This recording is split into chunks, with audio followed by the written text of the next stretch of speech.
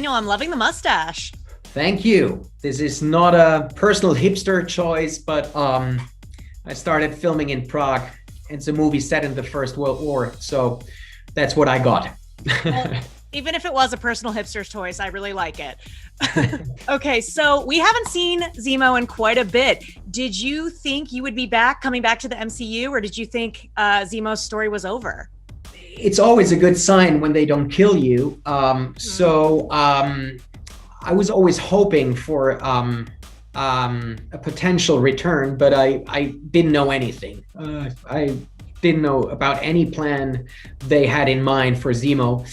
So it really took me by surprise when I got the call, and I was in Hungary shooting another show that I revisited.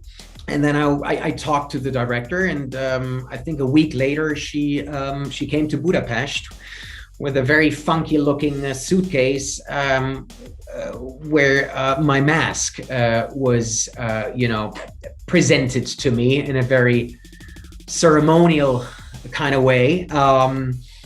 And then I was totally enthusiastic about this show, because I thought, not only can I revisit a character that I really liked, but also I can do something else with it. I can wear the iconic mask. I can show his aristocratic background. There's much more sense of humor in it for me. So I didn't have the impression that I would repeat myself. That's interesting. They came with like a briefcase full of money, but it was the mask. It was like, what do you think? And it was so, she said she had to have it on her. So it was hand luggage. And obviously some security guys in Hungary said, well, can we have a look? And so imagine a woman traveling with that purple mask. So that's like, what is this for? Yeah. Well, Zemo made quite the re-entrance, especially with your little dance move moment. Have you seen the reactions from everyone? It is so crazy, because that was such a weird choice I made on the day. It wasn't scripted. It was improvised.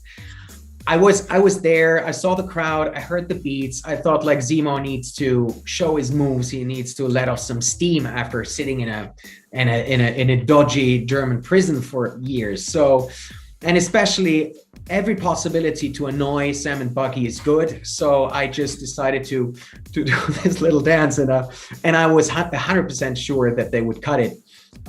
So I'm thrilled that they kept it in the final cut, and to see the reactions. I mean, some of my friends texted me and put on their own tunes to the dance. I mean, it's really funny. Yeah, I want to party with Zemo. Oh, you should. He's done a lot of very bad things, but audiences are really starting to root for him, even over John Walker. Did you ever expect that people would be loving Zemo and hating Captain America? It's hilarious. They should all join Team Zemo. I think it's a good choice. I mean, what was established in Civil War already, and what I loved about, Kevin Feige's reinterpretation of that character, was that he is not a cliche, one-dimensional evil guy who just does that creepy stuff for no reason. I mean, he does it out of a very human, motivation. He has suffered severe loss, although I always, disagreed with Zemo's radical methods. I kind of empathized, with him, knowing where he was coming from. And that ambiguity is carried on in the show as well. So you cannot totally dislike him. No, you're right. Was there anything you were surprised to learn about Zemo this time around? Like, I love that we're getting a glimpse into like his rich boy life. Well, a lot of cars and a private jet. I didn't know that before either. No, there was a lot of surprises when I opened these scripts.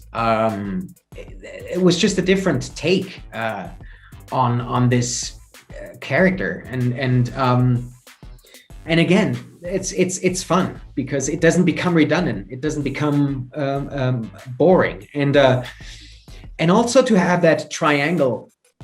I always love these, these scenes between these three, because I mean, they couldn't be more different, and they all come from very different places, obviously. But what I always liked is that underneath it all, there's a mutual understanding and almost a respect. Well, maybe not a respect, but an understanding for, for the traumas that each of them had. They're all haunted by the demons of their past. They've all gone through a lot, have lost people very dear to them. And so this dynamic between those three, getting to know each other, becoming a boy band, it was something that I really enjoyed. I love that. There's a lot of theories about Zemo's mask. Some say he might be trying to look like Thanos. Will we get more backstory into why he wears the mask in upcoming episodes? Well, like my character Zemo, I love being opaque and mysterious, secretive and enigmatic, and I won't tell you a thing. Fair enough. You will have to check it out. I couldn't and wouldn't answer that question. I was wondering when you were going to show up. Didn't go Zemo. We get a cliffhanger at the end of this recent episode. Wakanda's coming for Zemo. What can you tease about the rest of the season? I'm the master of spoilers, so I'm really scared to death when it comes to these questions. I would rather not say a word. You really have to watch it.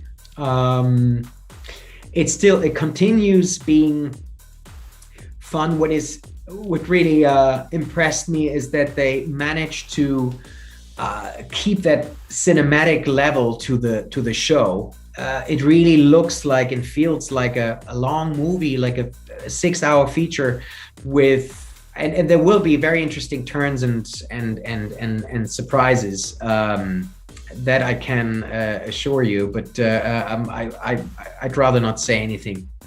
Well, I'll let you off the hook because I'm out of time, but lovely talking to you. Again, loving the stash and loving the show. Thank you. Thanks so much. Bye, everybody. Bye.